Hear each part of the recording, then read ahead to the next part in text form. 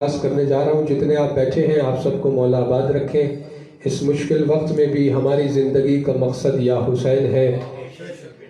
میں آغاز میں یہ کہنا چاہوں گا کسی کا نام لیے بغیر، جو جہاں جہاں ہے، جو تو عزاداری کے خلاف ہے، چاہے وہ کسی بھی لبادے میں ہے، اس کا ہم سے کوئی تعلق نہیں ہے، اس کا علی کے شیعوں سے کوئی تعلق نہیں ہے، کیونکہ لباس کو دیکھ کے ہم مرعوب نہیں ہوتے۔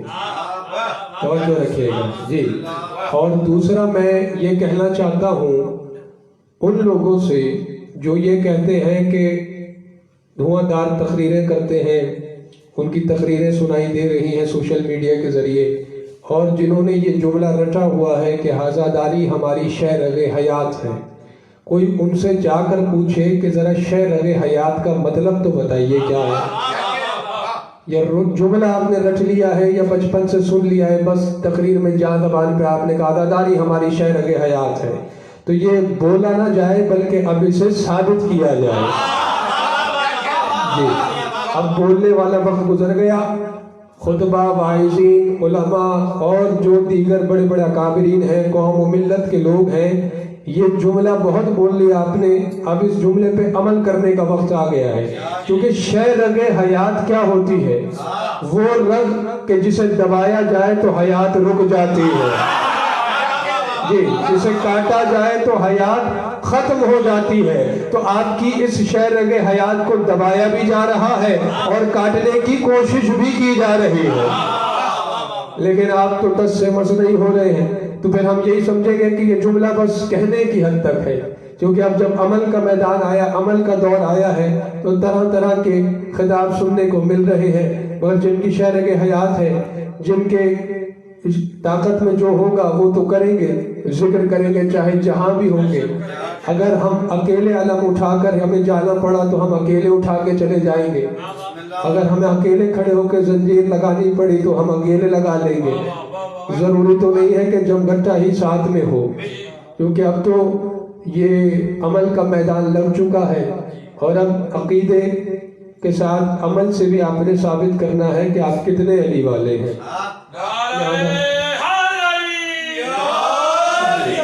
یہ باتیں میں نے آپ سے کر لی اس لیے کہ آپ کی توجہ بھی حاصل ہو جائے، اور چونکہ یہ انٹرنیٹ کا سلسلہ ہے تو یہ معاملات بھی ہمارے ساتھ جڑ جائیں۔ آپ کو میری آواز آ رہی ہے نا؟ بس میں گفتگو کو جاری رکھے ہوئے ہوں۔ پاک بی بی خدیجۃ الکبریٰ، تاریخ نے لکھا کہ عرب کی عرب پتی بی بی، اس دور میں اتنی بڑی تاجرہ بی بی، کیونکہ ان کے بابا بھی تاجر تھے، جناب خویلد، وہ بھی بہت بڑے تاجر تھے، اور بی بی بھی بہت بڑی تاجرہ تھی اور بہت دولت مند بھی تھی۔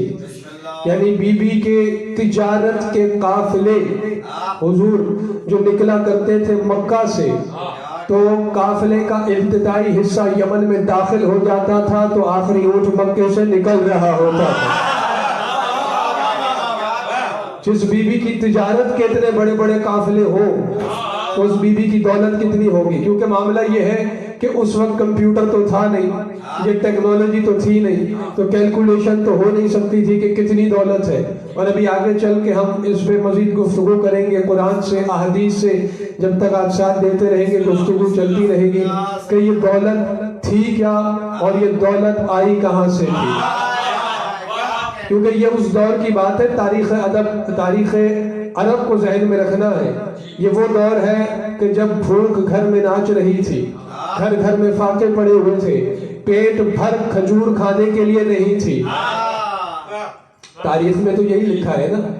اب یہ آپ کو تاریخ میں ہر جگہ مل جائے گا کہ پیٹ بھر کے کھجوریں کھانے کے لیے نہیں تھی، پوری روٹی گھر میں نہیں تھی، فاقے پڑے ہوئے تھے، بھوک گھر گھر میں ناچ رہی تھی۔ مگر ایک بات کرنے جا رہا ہوں، کیونکہ مجلس سے آپ توجہ بھی کر رہے ہیں، سن بھی رہے ہیں، اور پڑھنے لکھنے والے لوگ جو ہوتے ہیں ان کی نظر یہاں بھی چلی جاتی ہے۔ تاریخ ادب عربی پڑھو، تاریخ جاہلیت پڑھو، کچھ نہیں تھا ان کے پاس، مگر پتہ نہیں نشہ آور چیزیں کہاں سے لے آتے تھے۔ مجھے جو کہنا تھا وہ میں نے کہہ لیا اور میں کہہ کے گزر گیا اور بات آپ تک پہنچ گئی ہے ماشاءاللہ. ٹھیک ہے. تو ایسے دور میں شہزادی کہ تجارت کے اتنے بڑے بڑے قافلے. دل چاہ رہا ہے تھوڑا سا تاریخ کے اوراق پلٹ دوں کیونکہ نام تو ہم نے کبھی کسی کا لیا ہی نہیں, کیونکہ ہمارے پاس اتنے اچھے اچھے نام ہیں کہ جنہیں پڑھنا تسبیح ہے, جن کا ذکر کرنا عبادت ہے, تو لہٰذا دوسرے ناموں پہ ہمارا دھیان ہی نہیں جاتا.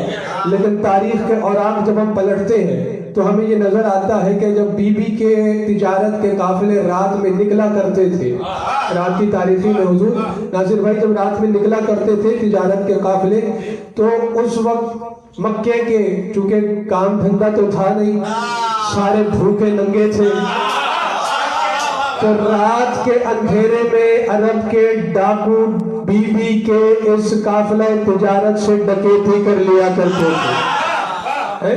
کوئی ایک اونٹ چرا لیتا تھا, کوئی کچھ مال چرا لیتا تھا, جس کے ہاتھ جو لگتا تھا وہ چرا لیتا تھا. جملہ ضائع نہ کیجیے گا. یہ ایک اونٹ چرا لیتے تھے, بی بی کا جاتا کچھ نہیں تھا, ان کی نسلیں سنور جاتی تھی. اب چونکہ ایک دفعہ دو دفعہ جب بار بار ایسا ہونے لگا تو اس وقت سردار مکہ سید البطحہ سرکار عمران علی کے بابا ابو طالب تھے. اب چونکہ بی بی نے بحیثیت سرکار ابو طالب تک یہ شکایت پہنچائی کہ سرکار آپ سید البطحہ ہیں, آپ سردار ہیں مکے کے, بحیثیت سردار میں آپ کی خدمت میں یہ شکایت پہنچا رہی ہوں کہ رات کی تاریکی میں میرے تجارت کے قافلے جو الگ الگ ملکوں میں جاتے ہیں, ان تجارت کے قافلوں سے مکے کے یہ چور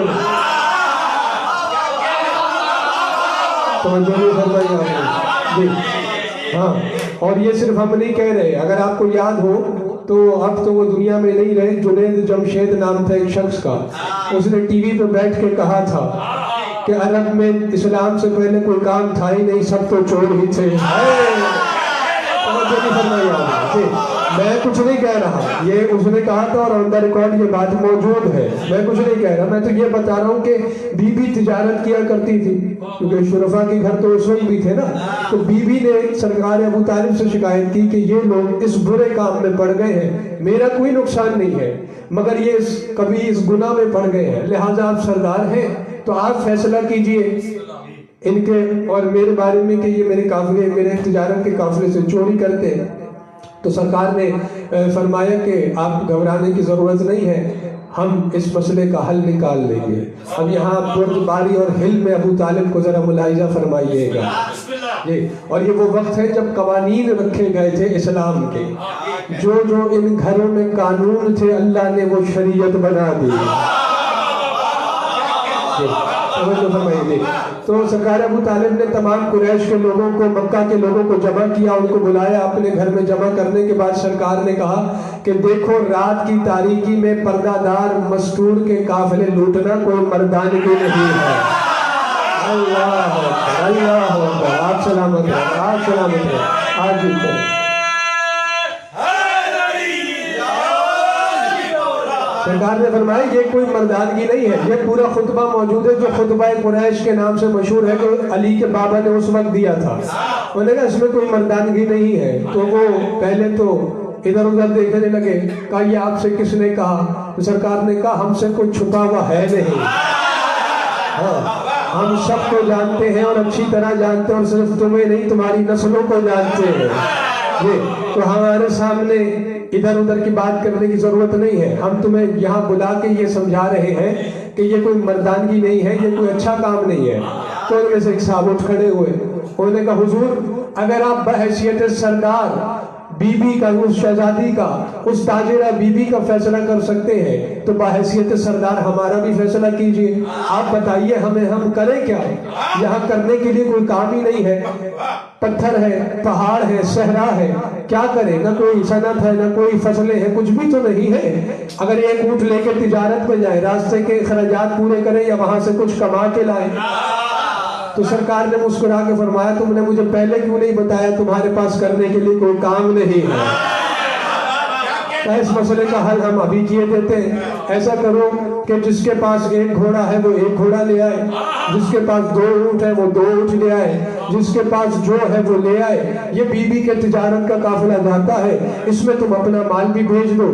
تجارت کے لیے قافلہ جائے گا, تجارت ہو کے جب واپس آئے گی تو تمہیں اس کا نفع ملے گا. جس نے ایک دیا ہوگا اسے 2 گھوڑے ملیں گے, جس نے 2 اونٹ دیے ہوں گے اسے 4 اونٹ مل جائیں گے. بس جب دگنے کی بات آئی تو پھر فوراً کا سرکار آپ کے کیا کہنے, دوڑے دوڑے گھر گئے. اب جس کے پاس جو تھا, 1 مٹھ جو بھی تھا وہ بھی لے آیا, لا کے انہوں نے رکھ دیا اور نام بھی لکھ دیے, اپنی نشانیاں لگا دی کہ یہ ہمارا مال ہے, یہ ہمارا مال ہے, یہ ہمارا مال ہے. اور جاتے جاتے کہنے لگے کہ اے سید البطحہ, ہم انہیں تو جانتے نہیں ہیں, یہ مشورہ آپ نے دیا ہے, یہ فیصلہ آپ نے کیا ہے, لہٰذا مال آپ کو دے رہے ہیں, دگنا بھی آپ سے لیں گے. توجہ نہیں فرمائے گا. سرکار نے کہا ٹھیک ہے, بے فکر ہو جاؤ, جا کے تم اپنے گھر چلے جاؤ, تمہارا کام ہو گیا. وہ چلے گئے. سرکار نے بیوی کے غلاموں کو بلایا, بیوی کے غلام آئے. سرکار نے کہا مال پورا کرو, یہی چوری ہوتا تھا.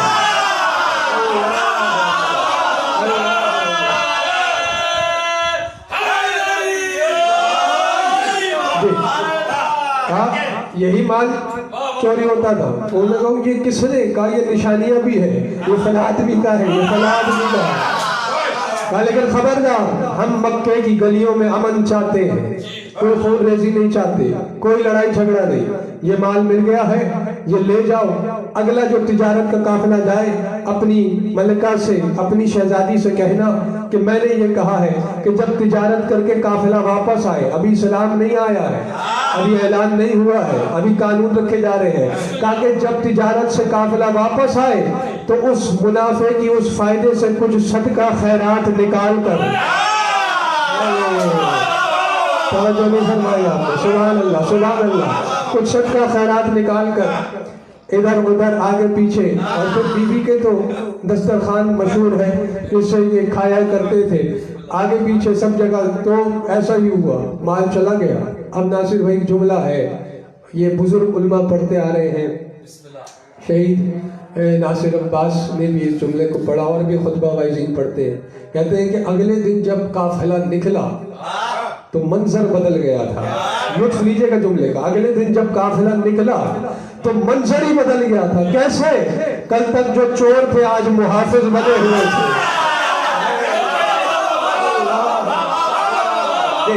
کل تک کے چور آج محافظ بنے ہوئے تھے. ہٹو ہمارا مال آ رہا ہے, راستہ چھوڑو ہمارا سامان آ رہا ہے.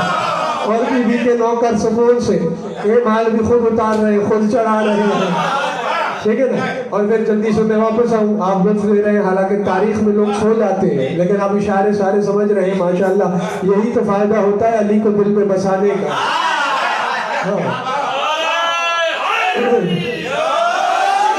ہاں, علی دل میں ہو تو نہ دل سوتا ہے, نہ کان سوتے ہیں, نہ مقدر سوتا ہے.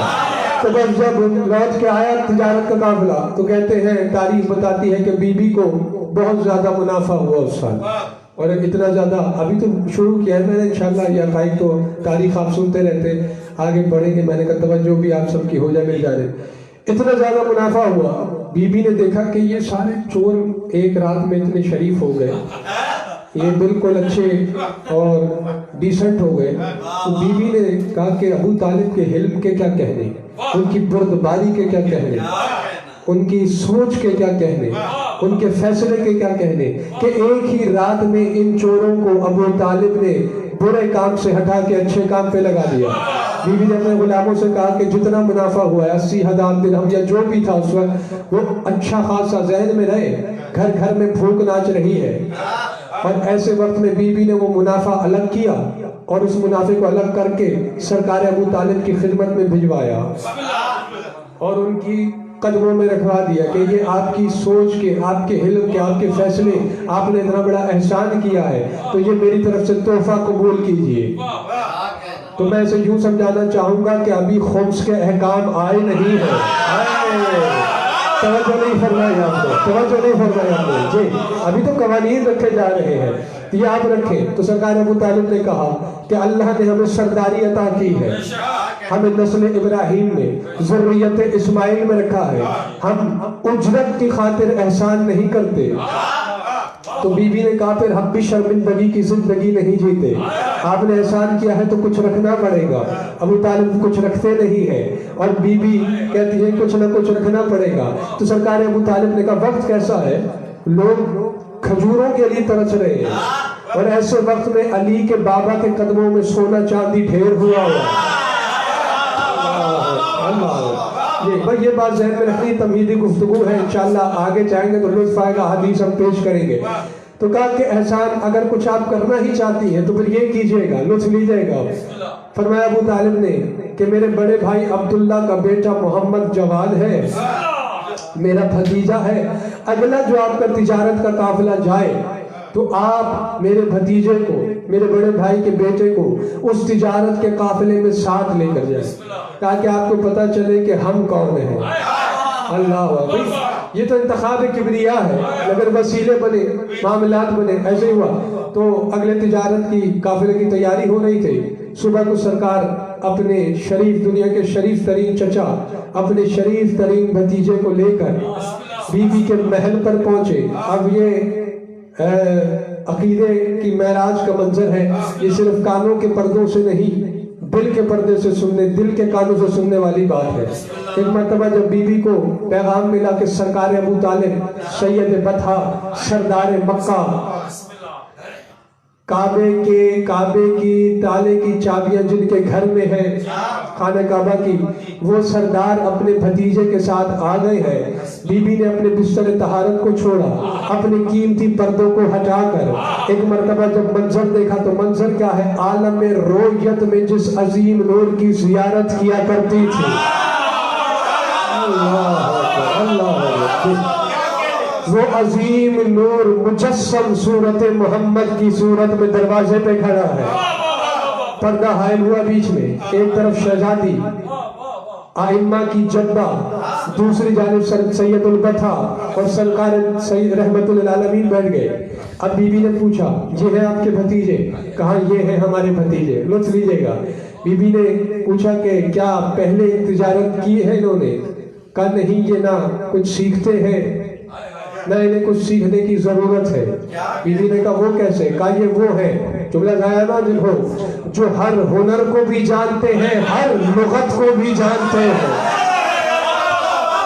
اللہ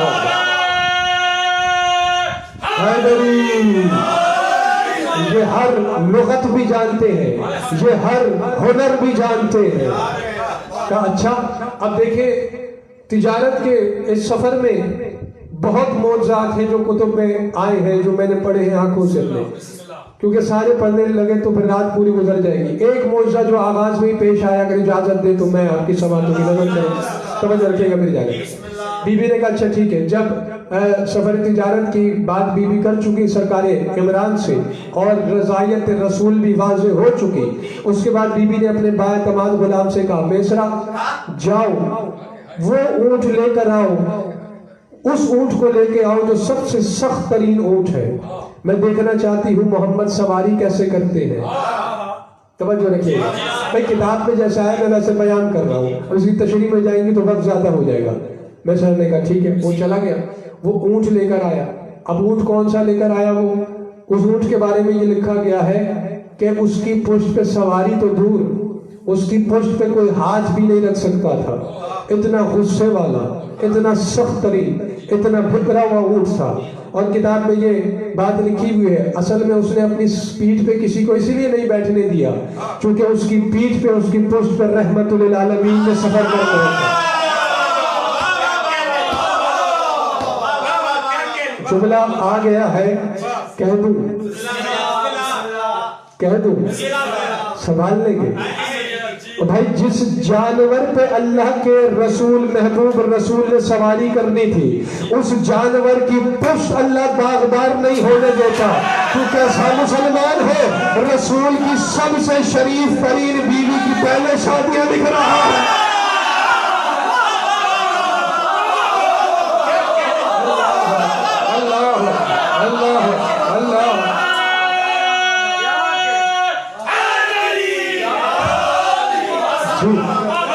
اللہ اس جانور کو داغدار نہیں ہونے دیتا. اور پھر یہ ہمارا موضوع نہیں ہے کیونکہ یہ تاریخ کو مسخ کیا گیا ہے. چونکہ بی بی کی دولت ہی اتنی تھی، چھپا چھپا کے بھی اتنی واضح ہو گئی ہے، چھپاتے نہیں تو اللہ جانے پتہ چلتا کہ کتنی دولت ہے، اور یہ آگے جا کے ابھی ہم بیان کریں گے، توجہ ہے نا میری بات؟ اچھا اب یہ بات میں نے کر دی ہے تو میں حدیث آپ کو جہاں سنا دیتا ہوں۔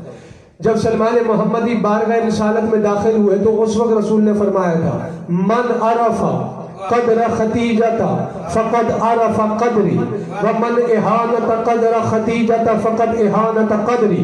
رسول نے فرمایا تھا جس نے خدیجہ کے مرتبے کو پہچانا اس نے مجھ محمد کے مرتبے کو پہچانا ہے، اور فرمایا جس نے خدیجہ کے رتبے کی توہین کی اس نے محمد کے رتبے کی توہین کی ہے۔ اور انس بن مالک برادران رسول کی کتاب میں انس بن مالک روایت کرتے ہیں کہ ایک موقع پر رسول نے یہ فرمایا کہ من اراد احانت خدیجہ فقط احانت اللہ تعالی، جس نے خدیجہ کی شان گھٹانے کی یا خدیجہ کے رتبے کو گھٹانے کی کوشش کی اس نے خدیجہ کی توہین نہیں اللہ کی توہین کی۔ اللہ اکبر اللہ اکبر، کیونکہ یہ انتخاب کبریا ہے، ٹھیک ہے نا، اور اس بات کو مزید آگے جا کے دلیل سے ثابت کریں گے، ٹھیک ہے۔ تو پاکیزہ پردے دار بی بی، اور سوچنے کی بات ہے اتنی رئیسہ بی بی ہے، اتنی دولت مند بی بی ہے، اور تم نے رشتے بھی ان سے جوڑ کے دکھائے جن کو اپنی گلی میں کوئی نہیں جانتا تھا۔ سمجھ نہیں فرمائی آپ نے؟ نہیں، کوئی عقل بھی کوئی چیز ہوتی ہے کہ نہیں ہوتی، کامن سینس بھی ہوتا ہے کہ نہیں؟ بھائی جو قبیلے بی بی سے نہیں بی بی کے غلاموں کے دسترخوان سے روٹیاں لے کے جاتے ہیں، اب کیا کریں، تف ہے ان عقلوں پہ اور ان تاریخ دانوں پہ، کیونکہ اس وقت تاریخ دان کے قلم میں سیاہی نہیں زہر بھرا ہوا تھا روز کا جب اس نے یہ کچھ لکھا ہے۔ توجہ ہے نا کہ میرے جانے بات کسی اور طرف چلی گئی۔ تو حضور بی بی نے فرمایا اونٹ آ گیا، بات ذہن میں ہے، اونٹ آ گیا، توجہ وہی طرف رکھیے گا۔ اب جیسے ہی اونٹ آیا، چونکہ یہ شان تو بتاتے نہیں ہے رسول کی، یہ تو بتاتے کچھ تھا نہیں، ابھی شان میں آپ کو بتانے جا رہا ہوں۔ جب اونٹ آیا، اب لکھا ہے کتاب میں اس کی آنکھیں سرخ، منہ سے جھاگ بہہ رہی ہے، توجہ وہی طرف رکھیے گا، اور مخصوص غصے والی آواز نکال رہا ہے۔ جناب عباس نے دیکھا، رسول اللہ کے چچا نے، انہوں نے کہا میسرہ اس سے زیادہ سخت ترین اونٹ نہیں ملا تھا، تم ہمارے بھتیجے کا امتحان لینا چاہتے ہو؟ رسول نے مسکرا کے کہا چچا جان گھبرانے کی اونٹ کو آنے دیجیے۔ اونٹ جب قریب آیا، اب محسوس کرنے کی بات ہے، اونٹ جب قریب آیا، جب اونٹ نے رحمت للعالمین کے رحمت بھرے چہرے پہ نظر ڈالی، سارا غصہ اس کا عاجزی میں ڈھل گیا، دو زانو ہو کے عاجزی کے ساتھ نبی کے قدموں میں بیٹھ گیا اور نبی کی نالین کے بوسے لینے لگا کہ ایک مرتبہ نبی نے شفقت بھرا ہاتھ جو ہی پشت میں رکھا، کتاب کہتی ہے اونٹ نے فصیح عربی میں کہا کیا؟ من مثلی وقد لمس الزہر سید المرسلین، مجھ جیسا کون ہوگا کہ میری پیٹھ پہ انبیاء کے سردار نے شفقت بھرا ہاتھ رکھا ہے۔ اللہ اللہ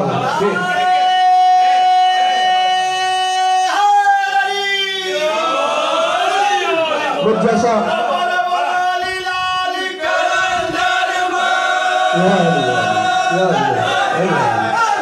مجھ جیسا کون، اونٹ کہہ رہا ہے مجھ جیسا کون ہوگا کہ میری پشت میں۔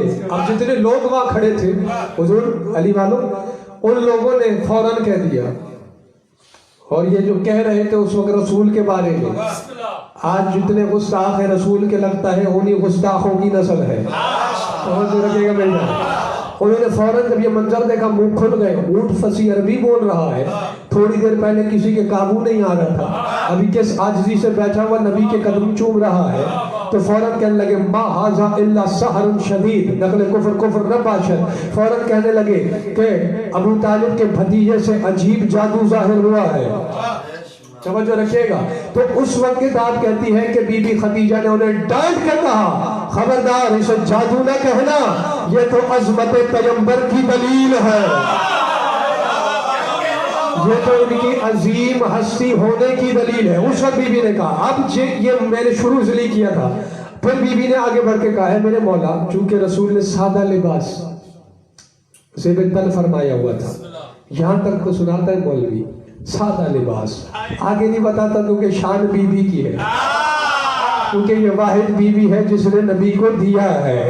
लुत्फ नहीं लिया हमने, लुत्फ नहीं लिया हमने, लुत्फ नहीं लिया हमने।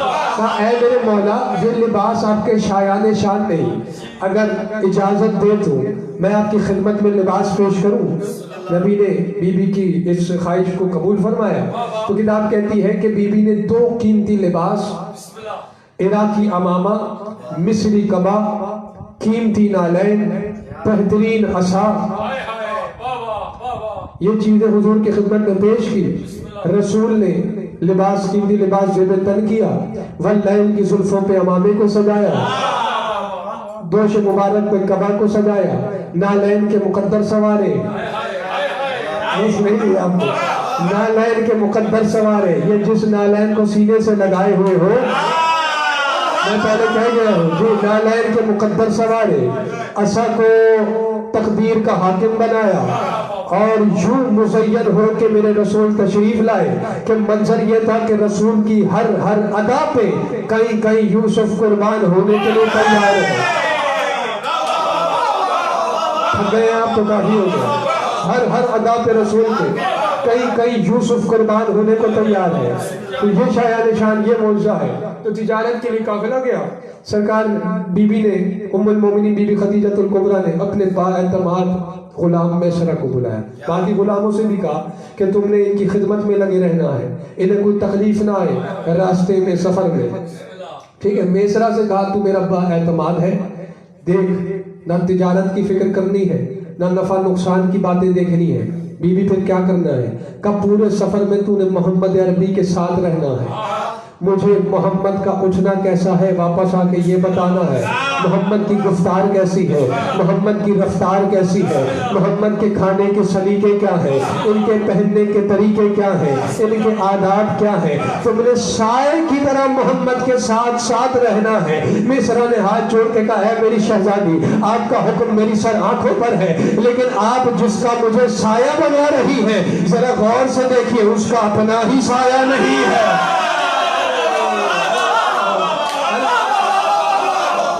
अल्लाह अकबर, अल्लाह अकबर।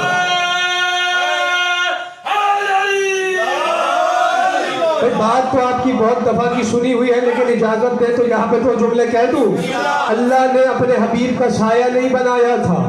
क्यों? क्योंकि साया या तो आगे चलता है या पीछे पड़ता है, ऐसे ही है ना। अल्लाह को ये गवारा नहीं था कि मेरे नबी से आगे उसका साया भी चले। अल्लाह को ये गवारा नहीं था कि नबी से आगे उसका साया भी चले और पीछे चले नबी के सहाबा। साया पीछे इसलिए नहीं बनाया कि किसी सहाबी का पैर अल्लाह नबी के साए पे बर्दाश्त नहीं करता। तो यही तो हम कहते हैं मुसलमानों, सहाब में और अहले बैत में यही फर्क है कि सहाबी का पैर अल्लाह साए पे बर्दाश्त नहीं करता।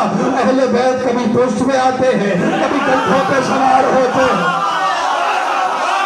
अल्लाह अकबर, अल्लाह अकबर, या अली या अली, है।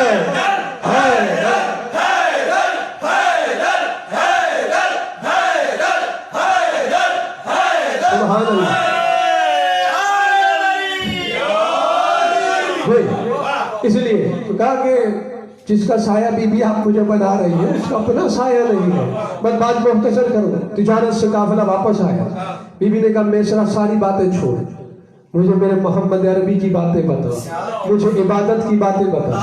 कहा बीबी क्या बताऊं उस मोहम्मद अरबी के बारे में कि जहां से गुजरते थे महीनों खुशबू नहीं जाती थी।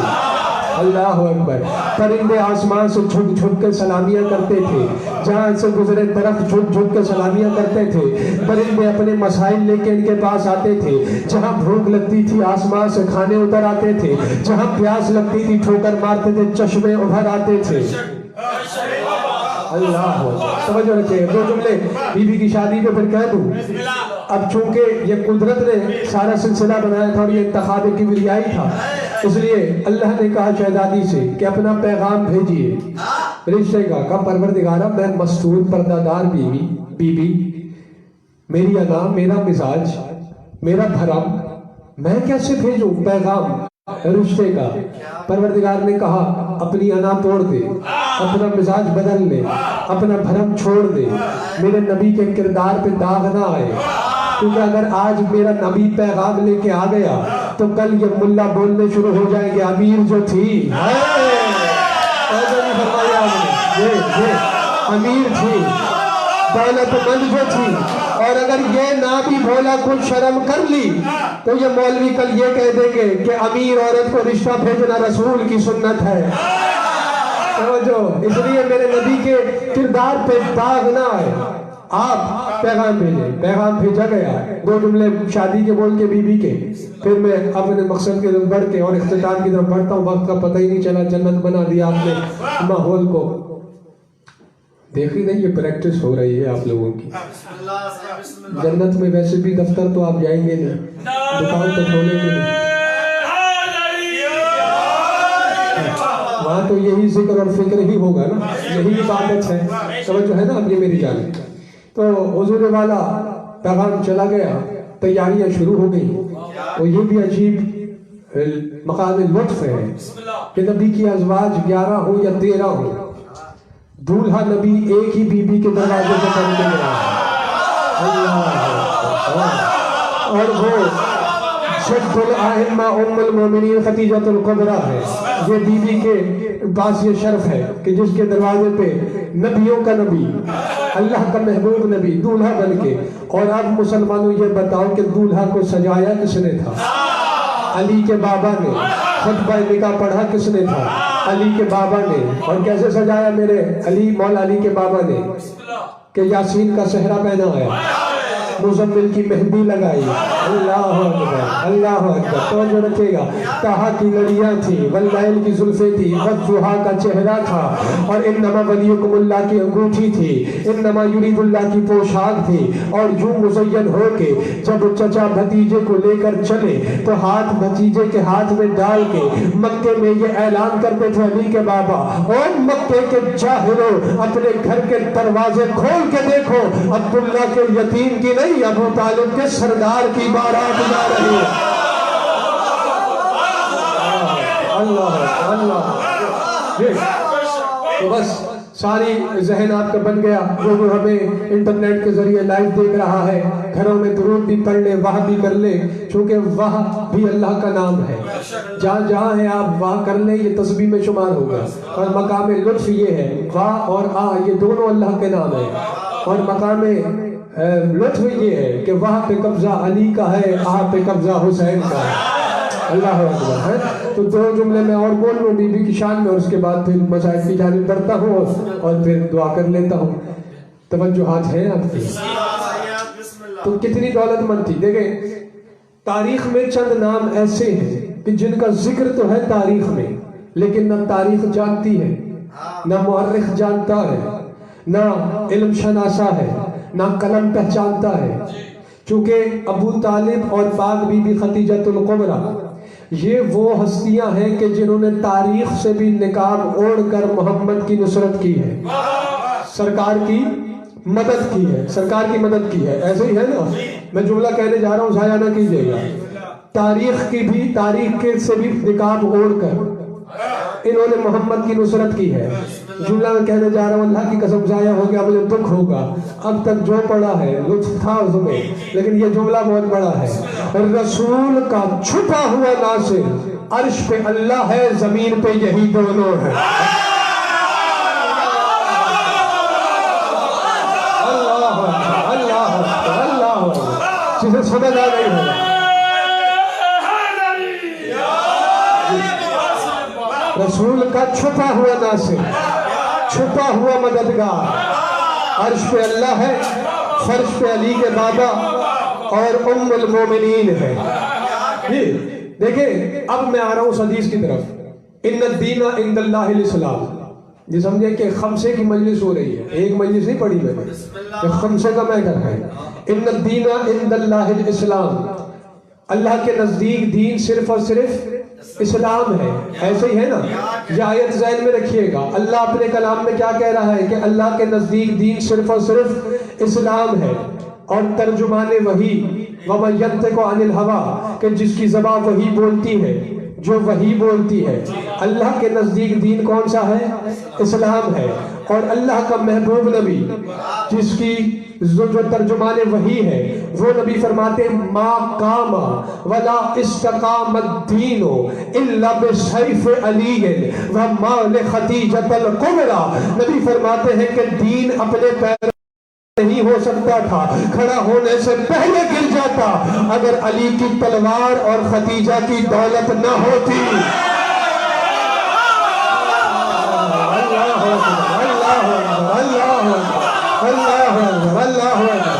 جسے بات سمجھ میں آئی ہے. لیکن قرآن کیا کہہ رہا ہے کہ دین صرف اور صرف اسلام ہے، دین صرف اور صرف اسلام ہے. اور اللہ کے رسول فرما رہے ہیں. اب یہ حدیث آپ نے سنی ہوگی بارہا، ہزاروں مرتبہ، لاکھوں مرتبہ، لیکن آج جس پہلو کی طرف میں نے آپ کی توجہ لے کے جانی ہے وہ نیا ہوگا. توجہ وہی طرف رکھے گا. 2 چیزیں گنی ہیں رسول نے، 2 چیزوں کے ذریعے. کون کون سی؟ سیف علی،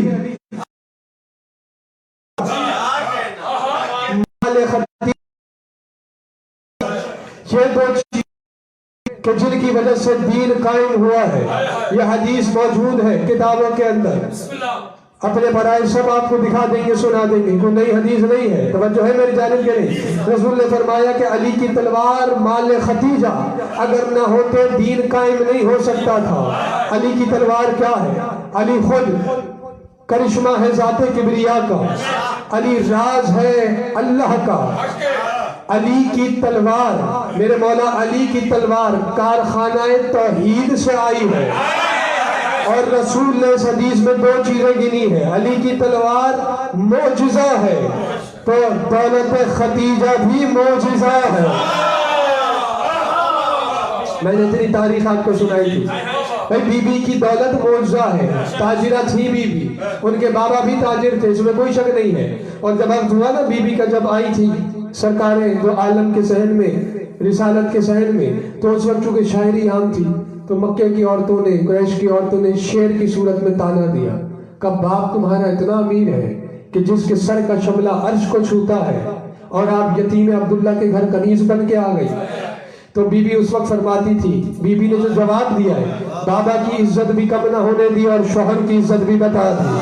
کہا کہ تم نے ٹھیک کہا، باپ میرا اتنا امیر ہے، اتنا امیر تھا کہ اس کے سر کا شملہ عرش کو چھوتا ہے، لیکن جس کی کنیز بن کے آئی ہو اس کی جوتی کو عرش چھو لے تو فخر کرتا ہے. اللہ اللہ اللہ اللہ. اس کی جوتی عرش سے بلند ہے، اس کی نالین عرش سے بلند ہے. توجہ ہے نا میری جانب. تو نبی نے گنا کیا؟ سیف علی. توجہ رکھنا، یہ بات بڑی ضروری ہے. سیف علی اور مال خدیجہ. تو بی بی کا مال زمینی مال ہے ہی نہیں بھائی. اتنی دولت جوڑی نہیں جا سکتی ہے. اس وقت کا دور کیسا ہے؟ بھوک ناچ رہی گھر میں، پیٹ بھر کھانے کے لیے کھجورے نہیں ہے. اور ایسے دور میں جس بی بی کے نوکروں کے خیمے کے رسے بھی سونے کے ہو. توجہ نہیں فرما رہے. ہزاروں کلو سونا جس کے نوکروں کے تصرف میں ہو. چلے آپ سونے لگے تو آپ کو بیدار کرتا ہوں. 80,000 اونٹ تجارت کے لیے. کتنے؟ 80,000. 80 نہیں، 80 اونٹ ہونا آج کسی کے پاس تو 80 اونٹ رکھنے کے لیے اس کو ایک بڑی جگہ بھی چاہیے. تھوڑی توجہ کر لو یار، تھوڑی سی توجہ فرماؤ. ہے 80 اونٹ جس کے پاس ہو وہ تو اس کا کالر نیچے نہیں ہوگا، ایسا ہی ہے.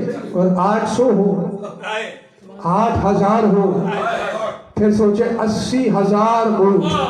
80,000 اونٹ کی پشت پہ مال تجارت جس بی بی کا جاتا تھا کتنی دولت مند ہوگی. اور تجارت کے لیے حضور سارا مال تو نہیں بھیجا جاتا. تجارت کے لیے سارا مال تو نہیں بھیجا جاتا. میں جملہ کہنے جا رہا ہوں، توجہ رکھیں گا میرے جانے. اللہ جانے کس ملک میں اس بی بی کے تجارت کے قافلے گئے ہیں. اور اگر سوئے نہیں ہیں آپ لوگ تو اس انٹرنیٹ کے ذریعے بھی جو ہمیں دیکھ رہے ہیں، سن رہے ہیں، اور جو یہاں بیٹھے اور جہاں جہاں تک ہماری آواز جا رہی ہے، اس بر صغیر کی زمین پر بی بی کے تجارت کے اونٹ اس بر صغیر کی زمین سے گزرے ہیں۔ بی بی کے قافلے کے اونٹوں نے اپنے قدموں سے اس زمین کو رودا ہے، اس لیے تو یہ زمین آج سبزہ اور غذا اگا رہی ہے۔ اللہ اللہ اللہ جی، یہ حرم رسول کے جانور کے قدموں کی برکت ہے کہ سبزہ ہے، غذا ہے۔ کتنا مال تھا، کتنی دولت تھی اس وقت، کمپیوٹر تھا نہیں، جیسے میں نے آغاز میں کہا، جو کیلکولیٹ کرتا تو کوئی نہیں گن سکتا۔ جملہ میں یہ کہنا چاہتا ہوں کہ کسی شہنشاہ کے خزانے میں اتنی دولت نہیں ہو سکتی، کسی شہنشاہ کے خزانے میں اتنی دولت نہیں ہو سکتی جتنی دولت خدیجہ بی بی کے اونٹوں کے پشت پر سفر کیا کرتی تھی۔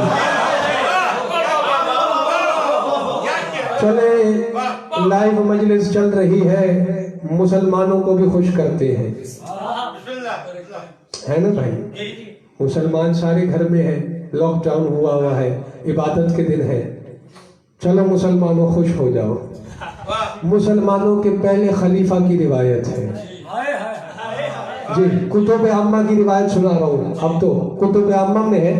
مسلمانوں کے پہلے خلیفہ کہتے ہیں کہ روزانہ بی بی میرے قد کے برابر، اللہ اکبر، اور وہ کتنے قداور تھے کتابوں میں لکھا ہوا ہے، کہتے ہیں روزانہ بی بی میرے قد کے برابر سونے چاندی جواہرات کا ڈھیر لگایا کرتی تھی، اور رسول اللہ کے قدم چوم کے کہتی تھی چاہے تو اپنے گھر رکھ لیجئے یا اسلام پہ خرچ کر دیجئے۔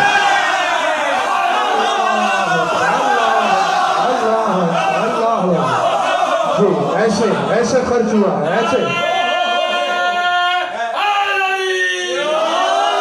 ایسے خرچ کیا ہے اسلام پہ بی بی نے اپنی دولت کو۔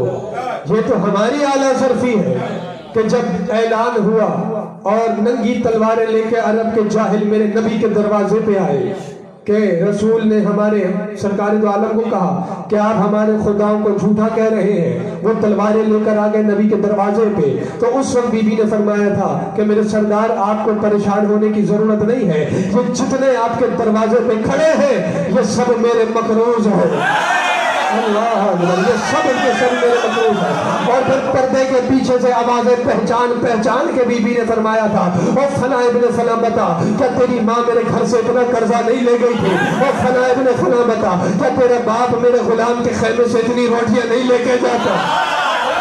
اللہ اکبر، سب نے تلواریں پھینک دی، اور تلواریں پھینک کے ہاتھ جوڑ کے کہا بی بی ہم تیرے مقروض ہیں۔ جب کہا نا ہم تیرے مقروض ہیں، اس دور میں، اس وقت میں، اس لاک ڈاؤن میں آپ اس جملے کو اچھی طرح سمجھیں گے، بہت اچھی طرح سمجھیں گے اگر آپ کا شعور بیدار ہے۔ سب نے تلواریں پھینک دی، ہاتھ جوڑ کے کہا بی بی تیرے مقروض ہیں۔ اس وقت بی بی نے کہا اگر قرضے معاف کروانا چاہتے ہو تو میرے محمد کے کلمے پڑھتے جاؤ، قرضے معاف کرواتے۔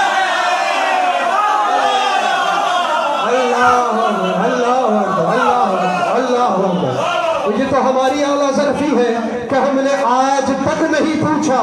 بھئی منافقین کا ذکر ہے نا قرآن میں، منافقین کا ذکر ہے نا تاریخ میں، منافقین کا ذکر ہے نا احادیث میں، ہم نے آج تک تم سے سوال نہیں کیا کہ بتاؤ وہ لوگ کون تھے۔ منافقین میں بھی دو گروہ تھے، جیسے حدیث رسول میں دو چیزوں کا ذکر ہے، علی کی تلوار، خدیجہ کی دولت، ویسے ہی منافقین میں دو گروہ تھے، ایک وہ جو قرضے معاف کروانے کے لیے مسلمان ہوئے، دوسرے وہ جو علی کی تلوار کے ڈر سے مسلمان ہوئے۔ ہم نے تو نہیں پوچھا کہ وہ لوگ کون ہیں جو ڈر کے مسلمان ہوئے یا قرضے معاف کروانے کے لیے مسلمان ہوئے۔ تو یہ تاریخ کے باب اگر بند ہے تو بند رہنے دو، سوشل میڈیا پہ آ کے اتنے مبلغ بنو گے تو پھر تاریخ کے سارے اوراق کھلیں گے، اور جب اوراق کھلنا شروع ہوں گے تو بہت کچھ کھل جائے گا۔ تو یہ ہے گھرانہ رسول کا، یہ ہے وہ ہستیاں جو محسنہ اسلام ہے، بی بی خدیجہ الکبریٰ۔ اور جس آیت سے میں نے شروع کیا تھا بات کہاں سے کہاں چل پڑی، اور آپ کے چہروں کی زیارت کرتے کرتے ہم ذکر کرتے ہی رہے، مصروف رہے، ذکر کرنے کو ہے، اس لیے تو رسول نے فرمایا، دیکھیں بعض ذہن میں ہے جیسے علی کی تلوار معجزہ، ویسے دولت سیدہ معجزہ، دولت بی بی معجزہ ہے، یہ دولت معجزہ ہے۔ اس لیے تو اللہ نے قرآن میں کہا وَوَجَدَكَ عَائِلًا فَأَغْنَىٰ، اور 73 فرقوں کے مفسرین نے یہ لکھا ہے کہ اللہ کہہ یہ رہا ہے وَوَجَدَكَ عَائِلًا فَأَغْنَاكَ بِمَالِ خَدِیجَةَ الْكُبْرىٰ، اے میرے حبیب ہم نے آپ کو اہل و عیال والا پایا تو بس ہم نے آپ کو خدیجہ کے مال سے غنی کر دیا۔ اللہ اکبر، اللہ اکبر، اللہ اکبر۔ چونکہ نبی کو اللہ نے اپنے محبوب نبی کو غنی کرنا تھا، اس لیے یہ مال سیدہ معجزہ ہے۔ جیسے علی کی طرف تھک تو نہیں گئے، میں نے سمیٹ لیا۔ اس لیے رسول کی ایک حدیث ہے، بڑی معروف حدیث ہے، رسول فرماتے ہیں ما نفعنی مال قط مثل ما نفعنی مال خدیجہ، فرمایا کہ کسی کے مال نے مجھے اتنا نفع نہیں دیا، کسی کے مال نے۔ میں کیا کروں، لائیو چل رہی ہے مجلس، بھئی یہ ابھی ختم ہو جائے تو پھر میں تشریح کروں گا۔ کسی کے مال نے مجھے اتنا نفع نہیں دیا جتنا مجھے مال خدیجہ نے نفع دیا ہے۔ ہاں، اور یہ حدیث ذہن میں رکھے گا، یہیں سے میں مسائل جوڑوں گا۔ آخری بات ہے جہاں سے میں نے آیت آغاز میں جس آیت کو تلاوت کرنے کا شرف حاصل کیا، سورۃ قلم میں اللہ کہہ رہا ہے، توجہ رکھیے گا، بس آخری بات تو سمیٹ لی میں نے گفتگو۔ سورۃ قلم میں اللہ اپنے حبیب سے کہہ رہا ہے وَإِنَّا لَكَ لَأَجْرًا غَيْرَ مَمْنُونٍ، اے میرے حبیب آپ کا اجر میرے پاس ہے۔ اللہ کہہ رہا ہے اے میرے حبیب آپ کا اجر اللہ کے پاس ہے اور آپ کو میرا ممنون ہونے کی بھی ضرورت نہیں ہے۔ عاشق بھائی، سلیم بھائی، ناصر بھائی، آپ کو میرا ممنون ہونے کی پرویز بھائی ضرورت نہیں، اللہ کہہ رہا ہے۔ یعنی اللہ نہیں چاہتا کہ اس کا محبوب نبی اس کا ممنون ہو۔ پھر دیکھیں آپ خود ترجمہ کریں، غیر ممنون، اے میرے حبیب آپ کو ممنون ہونے کی ضرورت نہیں ہے۔ وہ اللہ جو اپنے حبیب محبوب نبی کو اپنا ممنون ہونے نہیں دیتا، وہ رسول خدیجہ سے کہتا ہے میں آپ کا ممنون ہوں۔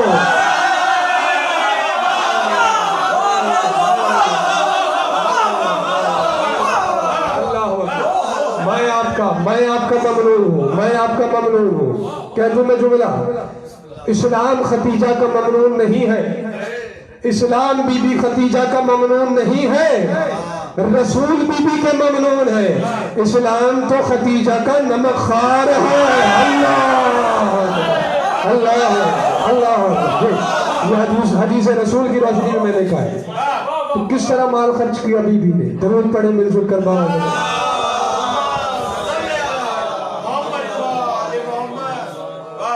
اسلام نمخار ہے بی بی کا، رسول ممنون ہے بی بی، تو اس طرح سے سارا مال خرچ کر دیا۔